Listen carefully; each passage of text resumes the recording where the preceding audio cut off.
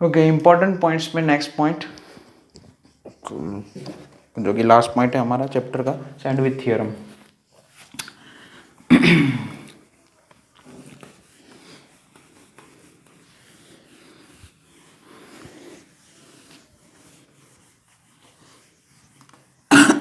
यहाँ पे देखो जो भी पॉइंट आ रहा है आपका नाम है इसका, इस पॉइंट का sandwich theorem,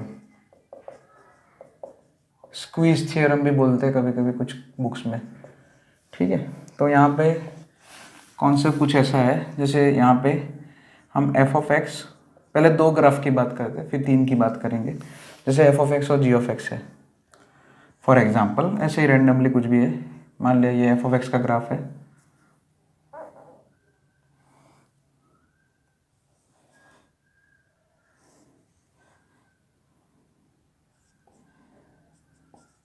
x is equal to ए।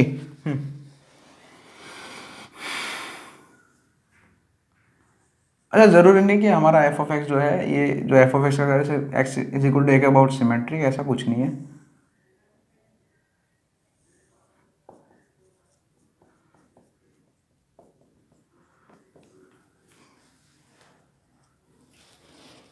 सही है, ऐसा ही बना है। ये पॉइंट जो है वो बी है, इस पॉइंट का वैल्यू बी है। चलिए अब यहाँ पे क्या है, एफ ऑफ एक्स जो है, एफ ऑफ एक्स का ग्राफ जी ऑफ एक्स से एंटायरली अबव है, तो f of x is greater than g of x बोल सकते हैं, f of x is greater than g of x बोल सकते हैं अपन। ओके, लेकिन हमें ये यहाँ पे देखो, ये जो दिया है जो ग्राफ है, जैसे लिमिट यहाँ पे एक्स, यहाँ पे ये हॉलो सर्कल है, उसका मतलब क्या है, ये जो बी वाला पॉइंट है ना, कौन सा बी वाला पॉइंट, मतलब 0, बी है ना, सॉरी a, बी वाला पॉइंट है, ये वाई एक्सिस नहीं है ऑफकोर्स, ये एक्स इज इक्वल टू ये ए पॉइंट है ना, तो ये a, बी जो पॉइंट है वो दोनों ही ग्राफ में मैंने इंक्लूड नहीं किया। ठीक है, चलिए, लेकिन लिमिटिंग वैल्यू तो देखो है, एग्जिस्ट कर रही है, limit x tending to a f of x b है, उसका भी वैल्यू बी है, और limit x tending to b g of x, उसका भी वैल्यू कितना है, बी है। ओके, अब ये केस 1 हो गया। चलो अब दूसरा केस, मान लिया कुछ ऐसा है, एफ ऑफ एक्स अगर जी ऑफ एक्स से ज़्यादा है, तो मेरे पास एक पॉइंट है at x is equal to a, दोनों का ही लिमिट सेम है ना, at x is equal to a दोनों ही फंक्शन का लिमिट सेम है, और वो कितना है, बी, ऐसा हो सकता है ना, उसके लिए कोई टेंशन लेने की ज़रूरत नहीं है। तो दूसरा केस, एक केस तो ये बना दिया और दूसरा केस ऐसे बनाते हैं, जैसे मान लिया कि ये हमारा हो गया एफ ऑफ एक्स का ग्राफ, और दूसरा बना दो कुछ भी जी ऑफ एक्स का, ऐसे ही कुछ भी बना दिया लो, तो ये जी ऑफ एक्स का ग्राफ है। अच्छा, ये तो सेमी कंडीशन है इसमें भी, ये जैसे ऊपर वाले में केस 1 में भी था कि f of x is entirely, है ना, एफ ऑफ एक्स का ग्राफ एंटायरली अबव द, है ना, एंटायरली अबव था जी ऑफ एक्स के ग्राफ से, यानी कि f of x is greater than g of x. उसी तरह से यहाँ पे भी f of x g of x से ज़्यादा है, लेकिन यहाँ पे जो है लिमिटिंग वैल्यू, है ना, limiting value at x is equal to a, दोनों में अलग अलग है। अब यहाँ पे ऐसा है कि लिमिट हम ऐसा बोल सकते हैं, limit at x tends to a f of x, limiting value at x is equal to a for f of x, और limiting value at x is equal to a g of x, उन दोनों में से ज़्यादा वाली value इसकी है ना, एफ ऑफ एक्स की लिमिट जो है एक्स पे, x is equal to a पे ज़्यादा है, और लिमिट एग्जिस्ट कर रही है, देखो left hand side limit, right hand side limit, दोनों सेम है। यहाँ पे कुछ नाम देना चाहो तो दे सकते हो, इसको बी बोल दिया, इसको सी बोल दिया, ठीक है, b is greater than c है, so limit x tends to a f of x is greater than limit x tends to a g of x. So अगर एफ ऑफ एक्स इस इन दोनों ये दोनों केस 1 और केस 2 अगर combine करके मुझे अगर स्टेटमेंट लिखना, तो मैं क्या लिखूंगा, if f of x is greater than g of x then, और अगर लिमिट एग्जिस्ट करता है तो दोनों का at x is equal to a, then limit x tending to a f of x should be greater than और equal to limit x tending to a g of x, है ना। इस case में क्या बना था, limit x tending to a f of x limit x tends to a f of x is equal to limit x tends to b g of x, limit x tends to a g of x. और इस case में क्या हुआ, greater than हुआ। तो यहाँ पे statement कुछ ऐसा बनेगा, यहाँ पे मैं लिख देता हूँ अभी, ये आप नोट डाउन कर लेना केसेस जो मैंने ड्रॉ किए। वो स्टेटमेंट कुछ ऐसा बनेगा कि इफ़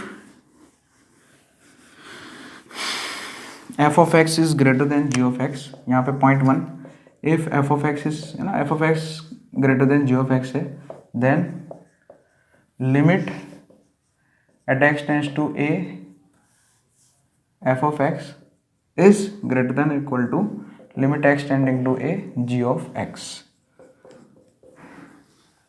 हाँ, ये है पूरा। मतलब ये कंफर्म है कि एफ ऑफ एक्स का वैल्यू अगर जी ऑफ एक्स से ज़्यादा है तो लिमिटिंग वैल्यू एट एक्स, अच्छा ये, हाँ, limiting value at x is equal to x tends to a f of x is should be greater than और इक्वल टू, या तो ग्रेटर देन होगा या तो इक्वल टू होगा, दोनों में से कोई भी केस बन सकता है। लेस देन ही होगा, है ना, limit x tends to a f of x less than limit x tends to a g of x नहीं होगा, है ना। एफ ऑफ एक्स की एक्स पे ए पे लिमिट है ना, x is equal to a पे जो लिमिट है, लिमिटिंग वैल्यू जो है वो कम नहीं होगी जी ऑफ एक्स से, ठीक है, लिमिटिंग वैल्यू से। ओके, और हाँ ये भी ज़रूरी है कि भाई प्रोवाइडेड बोथ लिमिट एग्जिस्ट, ये तो ज़रूरी है ना, दोनों लिमिट एग्जिस्ट तो करनी चाहिए, दोनों कौन, मतलब ये और ये, both limit should be exist, exist तो करनी चाहिए, वरना तो कैसे हम कंपैरिजन करेंगे। Okay, yes, exist at x is equal to a, है ना, both limit should be exist at x is equal to a, provided, ये तो होना ही चाहिए।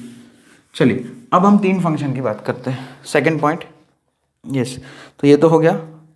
अब second point, let x is, हाँ लेट, अब 3 फंक्शन की बात करते हैं। Let g of x is less than f of x is less than h of x, yes ऐसा है, और ऐसा लिखा है उसने, ये एक कंडीशन दी है और दूसरा एक अब यहीं से जो सैंडविच, या ये जो हमारा सैंडविच थियरम है उसका मेन स्टेटमेंट यहाँ से स्टार्ट हो रहा है। और दूसरा क्या दिया है, एंड करके limit x tends to a g of x is equal to limit x tends to a f of x, sorry h of x is equal to l, ठीक है। तो अब यहाँ पे हम ग्राफ बनाते हैं, और एफ ऑफ एक्स की लिमिट एग्जिस्ट कर रही है ऐसा बोला है। तो अब यहाँ पे देखो मैं ग्राफिकली बनाता हूँ कि एफ ऑफ एक्स की x is equal to a पे limiting, x tends to a पे लिमिट कितनी होगी, है ना, x is equal to a पे लिमिट का वैल्यू कितना होगा, फॉर एफ ऑफ एक्स कितना होगा। तो यहाँ पे जो दिया उसके हिसाब से पहले जी ऑफ एक्स का ग्राफ सबसे नीचे होगा, सॉरी यहाँ पे एच ऑफ एक्स का ग्राफ सबसे ऊपर होगा, ठीक है, सबसे नीचे जी ऑफ एक्स का होगा, बराबर है, सबसे छोटा है, और एच ऑफ एक्स का क्या होगा, और एफ ऑफ एक्स का क्या होगा, सॉरी दोनों के बीच में होगा, ऐसा बोला है ना, जी ऑफ एक्स, ये जी ऑफ एक्स का होगा, जी ऑफ एक्स सबसे छोटा है, उससे ऊपर एफ ऑफ एक्स है, और सबसे ऊपर जो है हमारा एच ऑफ एक्स है, ऐसा ही बोला है ना, एच ऑफ एक्स सबसे बड़ा है, देखो यहाँ पे g of x less than f of x less than h of x, so h of x का ग्राफ सबसे ऊपर करेंगे, फिर बीच में जो है एफ ऑफ एक्स का ग्राफ, और सबसे नीचे जी ऑफ एक्स का ग्राफ। तो ये बस यही सैंडविच जैसा बन गया, यहाँ पे स्क्वीज है ना, यहाँ पे सैंडविच में 3 लेयर होते हैं, है ना, यहाँ पे 2 लेयर और उसके बीच में एक तीसरा लेयर होता है, इसलिए सैंडविच थ्योरम जैसा इन्होंने नाम दे दिया है, सैंडविच ऐसे नाम दे दिया है, ठीक है, वरना तो स्क्वीज थ्योरम ऐसा नाम है, स्क्वीज हो गया है, बीच वाला फंक्शन जो ऐसे स्क्वीज हो गया। तो अब यहाँ पे देखो ये ए है हमारा और ये एल है, तो यहाँ पे क्या है, कंडीशंस क्या है, ये गिवन कंडीशन है कि limit x tending to a g of x is equal to limit x tends to a h of x is equal to l. अगर ऐसा है then limit x tends to a f of x is also equal to l. बस this is the sandwich theorem. Okay, यहाँ पे क्या है, ऐसे 3 function है, g of x less than f of x less than h of x है, g of x की x is equal to a पे लिमिट एल है, और एच ऑफ एक्स की भी x is equal to a पे limit l है, तो एफ ऑफ एक्स की भी लिमिट का value at x is equal to a l ही होगा। ये सैंडविच थ्योरम का स्टेटमेंट है। चलो आप फटाफट से कुछ क्वेश्चंस लिखते हैं, और दिस इज़ द नॉर्मल, है ना आपको। अच्छा, ये इतना इम्पोर्टेंट नहीं है वैसे, लेकिन आ सकते हैं क्वेश्चंस, कुछ बोल नहीं सकते। चलो तो क्वेश्चन फटाफट लिखते हैं इसके एक दो।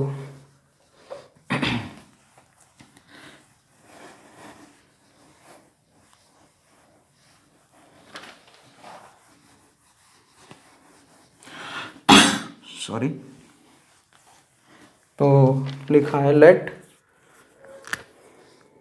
क्वेश्चन है इसका, let 5x raise to 6 plus x to the power 4 plus 7 sine x। बहुत ही सिंपल सा क्वेश्चन दे रहा हूँ पहले।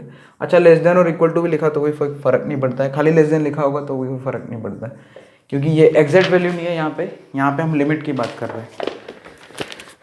इज लेस देन और equal to x raise to 4 plus 5x square plus 7x। For all x belongs to R, ये लिखना जरूरी है ना। यानी एफ ऑफ एक्स जो है इन दोनों के बीच में है हमेशा, एफ ऑफ एक्स का ग्राफ इन दोनों के ग्राफ के बीच में है।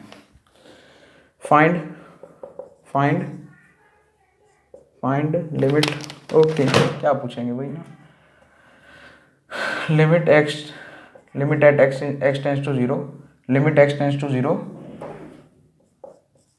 F of x. तो बहुत ही सिंपल है, यहाँ पे ये हमारा जी ऑफ एक्स हो गया और ये हमारा एच ऑफ एक्स हो गया, सही है। तो limit x tends to 0, g of x मतलब ये 5x raise to 6 plus x to the power 4 plus 7 sine x। Direct limit put कर सकते हैं, डिटर्मिनेंट फॉर्म है ये, डायरेक्ट 0 पुट कर दो, 5 इंटू 0 रेज टू 6, ये 0 की तरफ जाएगा, ये भी तीनों 0 की तरफ जाएंगे, तो लिमिट जो है 0 की तरफ जाएगा। ओके, है ना, जी ऑफ एक्स का limit at x is equal to 0 कितना हो जाएगा, 0। उसी तरह से एच ऑफ एक्स की बात करते हैं, तो सबसे बड़ा वाला है उसकी लिमिट निकालते हैं एक्स इज इक्वल टू 0 पे। So limit x tends to 0 x to the power 4 plus 5x square plus 7x square, ये भी डिटर्मिनेंट फॉर्म है, डायरेक्ट 0 पुट कर सकते हैं। एक्स 0 की तरफ जा रहा है, तीनों 0 की तरफ जाएंगे, सो 0 प्लस 0 प्लस 0 0। चलिए, दोनों फंक्शन की लिमिट सेम है, 0 है, सो जो बीच वाला फंक्शन है एफ ऑफ एक्स, है ना, by using sandwich theorem, limit x tends to 0 f of x, वो भी कितना हो जाएगा, 0, है ना। लिख देना सैंडविच थ्योरम से ये किया क्वेश्चन, ठीक है। तो इनइक्वालिटी बेस्ड क्वेश्चन में ऐसे करते हैं हम। अब ये तो बहुत ही सिंपल लेवल का क्वेश्चन हो गया।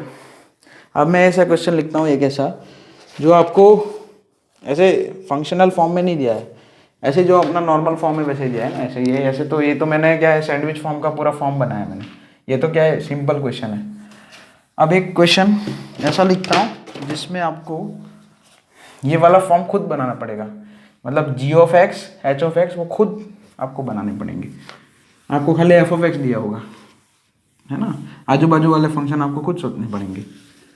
तो जेई में जनरली जो मैं दूसरा क्वेश्चन लिख रहा हूँ ऐसे क्वेश्चन आएंगे जिसमें आपको पता नहीं चलेगा कि ये सैंडविच का है कि नहीं, तो ये तो रेयर केस है ना, आ भी सकते हैं ऐसे क्वेश्चंस। ओके, फाइंड लिमिट, है ना, ये फाइंड इवेल्युएट करके लिखा है ना, limit n tends to infinity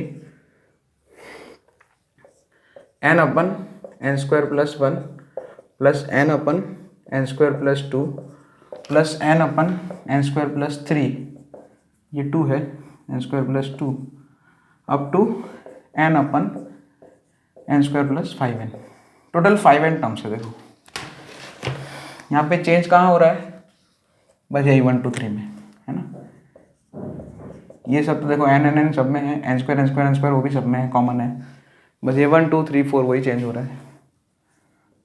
है ना। ओके, तो अभी एन इन्फिनिटी की तरफ जा रहा है, तो यहाँ पे अच्छा इन्फिनिटी की तरफ भले जा रहा है, लेकिन अब खाली ये लिमिट भूल जाओ, तो यहाँ पे ये जो N upon n square plus 1 लिखा है, क्या वो सबसे छोटा टर्म नहीं है, smallest term, which is the smallest term, क्योंकि यहाँ पे जो है, अब यहाँ पे सीक्वेंस सीरीज का कोई फॉर्म मुझे लगता हुआ दिखाई नहीं दे रहा है यहाँ पे। आप देखोगे तो, क्योंकि आप देखो वही सिग्मा एन कॉमन निकलेगा और 1/n² प्लस ऐसे करके है, तो उसको सिग्मा भी ऐसे अप्लाई करेंगे तो sigma 1/n² plus r, where r is equal to from 1 to 5n। तो इसमें सॉल्व करना बहुत मुश्किल है, ठीक है। वैसे तो आप बोलोगे सर इसमें तो सिग्मा लगा दो, लेकिन सिग्मा से ये सॉल्व करना, क्योंकि ये डिनोमिनेटर में है, न्यूमरेटर में थोड़ी है। ये सारे टर्म जो इसमें चेंज हो रहा है ना, ये जो वेरिएबल ये वेरी हो रहा है, जो चीज़ वेरी हो रही है वो डिनोमिनेटर में है, तो वो उसमें फॉर्म बनाना मुश्किल होता है, इसलिए हम जो है दूसरा अप्रोच सोचेंगे। तो ये स्मॉलेस्ट टर्म है, ठीक है। अब ऐसे हम 5n टर्म्स को ऐड करते हैं, है ना, इस तरीके के 5n टर्म्स को ऐड करते हैं, तो उसको g ऑफ n बनाते हैं। और ये जो है ना, जो गिवन है उसको हम f ऑफ n बोलते हैं, यानी कि हमारा f ऑफ n क्या है, साइड में लिख देता हूँ। f ऑफ n क्या है, n/n² प्लस 1, 6 लेख के n/, जो ओरिजिनल में मतलब जो क्वेश्चन में दिया है वही, उसको f ऑफ n बोल दिया। अब n/n² प्लस 1 यानी कि स्मॉलेस्ट टर्म, ऐसे 5n टर्म्स ऐड करते हैं, उसको मैं g ऑफ n बोल देता हूँ। तो ये यहाँ पे g ऑफ n और h ऑफ n आपको खुद बनाना पड़ेगा। तो ये तो खुद ही सोचना है आपको कि n/n² प्लस 1 है ना। ऐसे 5n टर्म्स को एक ही तरीके के ना 5n टर्म्स, क्यों 5n टर्म्स, क्योंकि जो f ऑफ n दिया है उसमें भी 5n टर्म्स हैं, 1 2 3 अप टू 5n है देखो। एक ही जैसे 5n टर्म्स ऐड करते तो क्या हो जाता है, उसका सम क्या हो जाता है, 5n इंटू n/n² प्लस 1, ठीक है ना, 5n मल्टीपल हो जाता है। तो क्या बन जाएगा, g of n 5n² plus 1। और इन सभी के मुकाबले ये सबसे स्मॉलेस्ट टर्म है ना, ये सबसे स्मॉलेस्ट टर्म है। या एक मिनट, ओके सॉरी यहाँ पे ये स्मॉलेस्ट टर्म, एक मिनट, ओके सॉरी, ये स्मॉलेस्ट नहीं, ये लार्जेस्ट हो जाएगा, सॉरी। स्मॉलेस्ट तो ये होगा ना, अरे डिनोमिनेटर में चेंज हो रहा है ना, देखो ये n/n² प्लस 1 से ज़्यादा, n/n² प्लस 1 है देखो, और n/n² प्लस 2 है, इन दोनों में बड़ा ये होगा कि इसका डिनोमिनेटर छोटा है, समझ रहे हो, मैंने थोड़ा मिस्टेक कर दिया, कोई बात नहीं, ये लार्जेस्ट टर्म है। तो ये g ऑफ n हो गया, कोई बात नहीं, g of n h of n किसी को भी बोल सकते हैं, है ना, यहाँ पे मैंने g ऑफ n बोल दिया, ठीक है, कोई बात नहीं, कोई फर्क नहीं पड़ता है। तो लार्जेस्ट टर्म सारे है ना, ऐसे 5n लार्जेस्ट टर्म मैंने ऐड किए, एक g ऑफ n बना दिया। और अब n/, जो सबसे लास्ट वाला टर्म है वो सबसे स्मॉलेस्ट टर्म है, this is the smallest term, कि उसका डिनोमिनेटर सबसे ज़्यादा है। देखो सभी के न्यूमरेटर में तो स्मॉल n ही है, बस चेंज क्या हो रहा है डिनोमिनेटर में, और जिसका डिनोमिनेटर सबसे बड़ा होगा वो स्मॉलेस्ट हो जाएगा, n² प्लस 5n का वैल्यू सबसे बड़ा होगा, ठीक है। तो ऐसे 5n टर्म्स ऐड करके मैंने hn बनाया, ऐसे 5n टर्म्स ऐड करके मैंने hn बना दिया, तो वो क्या हो जाएगा, 5n/n² प्लस 5n। डिनोमिनेटर में से एक n कॉमन है, वो कैंसिल कर देते हैं, तो 5n/ क्या हो जाएगा, n plus 5। This is the larger function, this is the smallest function, और उन दोनों के बीच में ये आ जाएगा, ठीक है। क्योंकि इसमें क्या है कि हमने सभी स्मॉलेस्ट टर्म ऐड किए, f ऑफ n के सभी स्मॉलेस्ट टर्म ऐड किए, ओके, इसमें g ऑफ n में, ओ सॉरी, g ऑफ n में क्या किया है, f ऑफ n के सभी लार्जेस्ट टर्म ऐड किए, और h ऑफ n के लिए बनाने के लिए क्या कैसे बनाया है, उसमें f ऑफ n के सभी स्मॉलेस्ट टर्म ऐड किए। तो सबसे स्मॉल ये है h ऑफ n, उससे बड़ा हमारा f ऑफ n होगा, और सबसे बड़ा हमारा g ऑफ n होगा। सिंपल है भाई, 1 प्लस 2 प्लस 3 प्लस 4 प्लस 5 है, इसको मैं अगर f ऑफ n बोलता हूँ, ठीक है। तो अगर मैं g ऑफ n को क्या बोल रहा हूँ, सबसे लार्जेस्ट टर्म को ऐड करो, f ऑफ n का सबसे लार्जेस्ट टर्म क्या है, 5 को 5 टाइम्स ऐड करो, तो 5 को 5 टाइम्स ऐड करोगे तो कितना आएगा, 25 आ जाएगा। और 1 प्लस 2 प्लस 3 प्लस 4 प्लस 5 कितना होगा, 5/2 5 प्लस 1 है ना, 15 नहीं, 5/2 5 प्लस 1 वही होगा ना, 15, यस। और h ऑफ n यानी कि f ऑफ n के एफ ऑफ एन का सबसे जो स्मॉलेस्ट टर्म है उसको 5 बार ऐड करो, तो देखो सबसे बड़ा देखो जी ऑफ एन हुआ है ना, तो यहाँ पे भी यही है। Okay, so g of n सबसे लार्जेस्ट है, एफ ऑफ एन उसके बीच में आएगा, उसका वैल्यू एफ ऑफ एन का वैल्यू बीच में आएगा, है ना। तो यहाँ पे बेसिकली कंडीशन हम क्या बनाएंगे, ये सब जो है आप नोट डाउन कर लेना। यहाँ पे कंडीशन ऐसे बनाएंगे कि एच ऑफ एन सबसे स्मॉलेस्ट है, उससे ज़्यादा वैल्यू एफ ऑफ एन की होगी और सबसे ज़्यादा वैल्यू जी ऑफ एन की होगी। ठीक है, सो हमने ये बना दिया, क्या बना दिया, सैंडविच का ये एक जो है फॉर्मेट बना दिया अभी तक, क्योंकि उसने क्वेश्चन में ऐसा कुछ नहीं दिया है, ये आपको खुद बनाना है, तो ये इसलिए टफ क्वेश्चन है थोड़ा। तो बस यहाँ पे देखो सैंडविच थियरम के लिए फॉर्मेट बना दिया हमने, रेडी कर दिया। तो यहाँ पे h of n is less than f of n is less than g of n. अब एच ऑफ एन तो क्या है, ये रहा 5n अपन n+1 n+5, तो हम क्या निकालते हैं, limit n tends to infinity h of n और limit n tends to infinity g of n, ये दो वैल्यू निकालते हैं। सबसे पहले limit n tends to infinity h of n, चलिए एच ऑफ एन कितना है 5n upon n+5, limit n tends to infinity 5n upon n+5, n infinity की तरफ जा रहा है तो डिनोमीटर में ये n डोमिनेटिंग टर्म हो जाएगा, 5 कैंसिल हो जाएगा, 5 को हम हटा सकते हैं इधर +5 में, और ऊपर 5n अपन n यानी कि n कैंसिल हो जाएगा, तो 5 का लिमिट का वैल्यू 5 आएगा, है ना। एच ऑफ एन की लिमिट का value at n tends to infinity कितना आ जाएगा 5। उसी तरह से limit n tends to infinity g of n कितना था, अरे ये रहा n upon n square plus, अरे नहीं, जी ऑफ एन कितना था 5n square upon n square plus 1, है ना। जी ऑफ एन कितना था 5n square upon n square plus 1। Okay, so limit n tends to infinity, है ना, ये first term 5n time add किया था ना, तो 5n square upon n square plus 1। चलिए न्यूमरेटर में तो 5n स्क्वायर ही है खाली, और डिनोमीटर में n स्क्वायर प्लस 1 है, तो n स्क्वायर डोमिनेटिंग टर्म हो जाएगा, यानी कि 1 जो है आपका नेगलेक्ट हो जाएगा, तो फिर डिनोमीटर में खाली n स्क्वायर बचेगा, n स्क्वायर कैंसिल हो जाएगा, तो डिनोमीटर में जो फंक्शन है उसकी भी लिमिट मतलब डिनोमीटर में खाली n स्क्वायर हो जाएगा,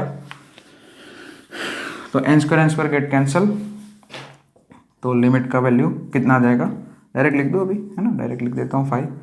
चलिए एच ऑफ एन की भी लिमिट का वैल्यू 5 है, जी ऑफ एन की भी लिमिट का वैल्यू 5 है, सो बाय सैंडविच थियरम लिख देना, सैंडविच थियरम ST, है ना, sandwich theorem limit n tends to infinity f of n, उसका भी वैल्यू कितना आ जाएगा 5। दिस इज द आंसर, मतलब जो रिक्वायर्ड लिमिट है वो कितनी है 5 है। ठीक है, अब इसी के जैसा एक और क्वेश्चन मैं आपको होमवर्क में करने के लिए देता हूँ, इससे थोड़ा सा टफ भी है, अलग भी है, और उसको मैं कल डिस्कस कर दूंगा, नेक्स्ट लेक्चर में डिस्कस कर देंगे। ठीक है, फिर से वही इवेल्युएट करके लिखा है, limit n tends to infinity, फिर से इन्फाइनाइट की लिमिट ली है इसने, limit n tends to infinity integral part 1 square x plus integral part of 2 square x plus integral part of 3 square x up to